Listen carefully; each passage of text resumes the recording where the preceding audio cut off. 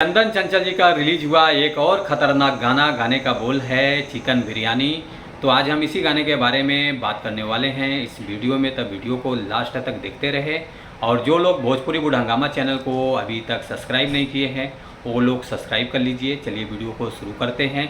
नमस्कार दोस्तों, मैं हूँ सतीश। आज हम बात कर रहे हैं चिकन बिरयानी गाने के बारे में, जो किस गाने को गाए हैं चंदन चंचल जी। और डुएट सॉन्ग तो नहीं है, सिंगल ही गाए हैं। काफ़ी बढ़िया गाना है। और गीत है कृष्णा बेदर्दी जी का है, जो कि काफ़ी ज़बरदस्त इन्होंने गाने को लिख कर दिया है। म्यूजिक डायरेक्टर हैं विपुल जी हैं। और एक्ट्रेस में नज़र आने वाली हैं सोना सिंह जी हैं। और डिजिटल हैं लोग धुन हैं। और 25 जनवरी को ये गाना रिलीज हुआ था।